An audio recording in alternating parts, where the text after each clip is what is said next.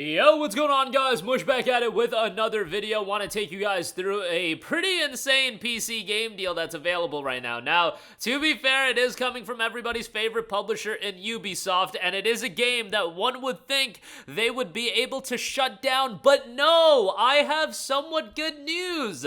Ubisoft has confirmed that this game will be adding an offline component as well. How about that? After the vitriol that was spewed over the crew getting pulled and essentially becoming a toaster, or a coaster I should say, the crew too will not have that same fate. And it is seeing a steep discount right now. On top of that, we'll look at some other great Steam game deals as well. But right off the top, the crew 2 is currently on sale.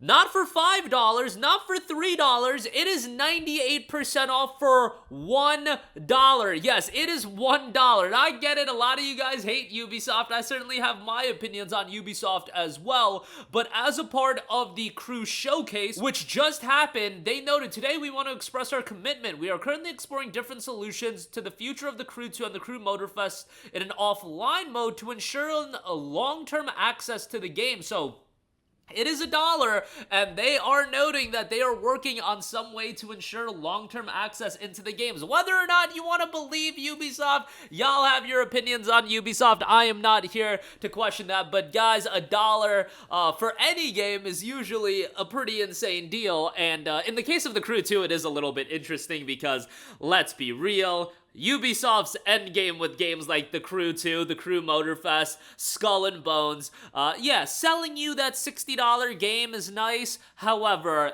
they want money on the back end. What they're really looking for is to monetize you for a very, very long time. And at this point, The Crew 2 has kind of outlived its usefulness in the eyes of Ubisoft. Not into the eyes of the consumer, but in the eyes of Ubisoft, it's outlived its long-term usefulness. So why not try to get a couple more players into it? Maybe we can get a couple more bucks out of them after they play the game, and it is $1, but at the very least, if you do buy it, you are, at least from Ubisoft's word, ensured long-term access into the game. Take that for what you will. I am not here to debate Ubisoft's, Ubisoft's methodology and how they do things, but I will say $1 for a game at this, of this caliber and this level of awareness, I feel like is a pretty good deal and a relatively insane deal, to be perfectly honest. All right, more deals to cover here.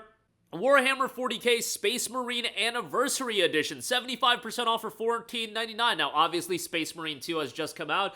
I talked very, very highly about that. A lot of people I have seen wanting to go back and play Space Marine 1. Unfortunately, it goes for a pretty hefty price. The regular price is $59.99, and even 75% off for $15 for a game that's 13 years old at this point. That's still a hefty price to pay, but, $15 for Space Marine 1 if you do want to check it out to have, the full understanding of Captain Titus. Well, go check it out. $15 is a pretty good deal. It's obviously going to show its age, and it's not going to have the level of, let's just say, mayhem that Space Marine 2 has. Space Marine 2 came out 2 generations after Space Marine 1, so we have to keep our expectations in line, but it's still, from my recollection, a fairly enjoyable game. Not a blow-away third-person shooter, but a fairly enjoyable one, and it still has a level of carnage and mayhem that is certainly enjoyable, and it is a fraction of the price of Space Marine 2. So take that for what you will, $15 on that. So, not a bad pickup there. Do want to give a shout to Dragon Ball Z Kakarot, which the Legendary Edition is 67% off for $39.59.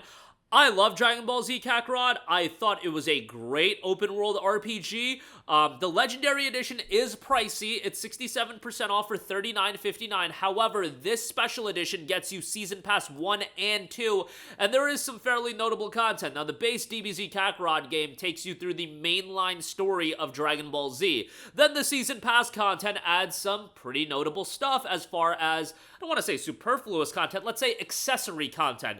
One piece of DLC takes you through the story of Trunks in the alternate timeline when future Trunks is fighting against the androids and whatnot with future Gohan.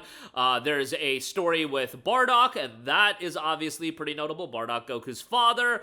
There is a story with the 23rd World Tournament from the original Dragon Ball, and then there's also a piece of DLC in Season Pass 2 that is a wrap-up to the story of Dragon Ball Z. Not really relevant as far as what happened in the anime, but a pretty cool piece of DLC there as well. Like, there's notable stuff across both Season Passes that makes it worthwhile to get all the content, and the base game is already be very, very lengthy. $40 is pricey, but with all the content you're getting, I do think it's a decent shout. Next up, let's go through a bunch of Rockstar titles, as a lot of them are on sale for good prices. Right off the top, let's give a mention to Red Dead Redemption 2. One of my favorite games of all time. I will be totally honest with you guys. Like, I've talked to a lot of people, and I perceive Red Dead Redemption 2 to be legitimately one of the greatest video games of all time. I've talked to people that were nowhere near as high on Red Dead Redemption 2 as I was. The general criticism that I see for RDR2 is the pacing of the game and how slow it is in the initial portion of the game. And when I say the initial portion, that could be a sizable amount of game time given how big this game is, and I can understand how that puts people away. I feel like that set the tone and built up the characters and whatnot, but you know, your mileage may vary on that. It's visually absolutely gorgeous. One of the best looking games on PC, even up until this point. And there's somebody, I don't know his YouTube channel, but that did a comparison of Red Dead Redemption 2 and Star Wars Outlaws, and just seeing that video, the video got recommended to me, and it's just wild to see those games side by side, given that RDR2 came out on PC 5 years ago, but the original console release was 6 years ago. But yeah, the game is tremendous. Definitely go check it out. GTA 4, 70% off for $5.99. This is a game that whenever I talk about it, I seem to get in hot water. This is not my favorite Grand Theft Auto game. Honestly, I didn't enjoy it as much as the reviews did when the reviews were coming out. I played this game right when it came out back in 2008, and I just remember, you know, outlet after outlet, 9.5 or even 10 out of 10. Mostly 10 out of 10s was what I was reading, and when I played it, just didn't perceive it to be at that caliber. I thought it was a good game. I just didn't think it was this blow-away 10 out of 10 game. I didn't vibe with the characters as much, and that, again, a lot of what I'm saying is very much a hot take, so don't take my opinion for it. It seems like most people love GTA 4, so check it out. I mean, it's $5.99. You get episodes from Liberty City as well. Value-wise, it's great. You got Max Payne 3 for $5.99 as well. Super underrated Rockstar game. Rockstar doesn't get credit for Max Payne these days, but Max Payne 3 is absolutely awesome. A mature game. Visually still looks pretty good 12 years later. I remember when initially playing it back in 2012, I was like blown away. It was one of the first PC games I played. And I just thought, from a visual standpoint, it looked absolutely tremendous. The game itself is quite good. The bullet time mechanics are done well, and narratively a little bit more grittier. Not super lengthy, but worthwhile there. And then LA Noire is $5.99 as well. Another game that I played like all the Rockstar games when they came out. But LA Noire is really relevant for the timing that it came out, because I believe it was May of 2010 when it came out. No, it was 2011.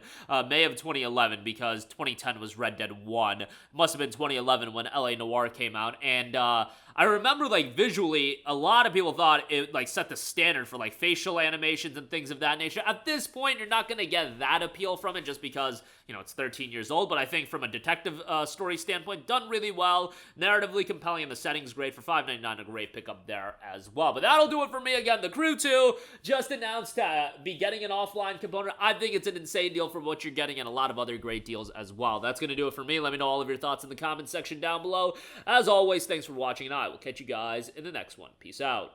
Hey, what's going on, guys? Mush here again. Hope you enjoyed the video. As you guys might know, YouTube's notification system is sometimes a little bit wonky, even if you're subscribed to the channel. Maybe you're not abundantly aware that I uploaded a video. To remedy that situation, make sure you hit the bell notification button. This way, whenever I upload a new video, and I try to upload as consistently as possible, you will be notified directly of the upload, and you can watch it as soon as it goes live. I would really appreciate it if you guys hit that button so you can stay up to date with all of the content I'm posting. But as always, guys, thanks for watching, and I'll catch you guys in the next one. Peace out.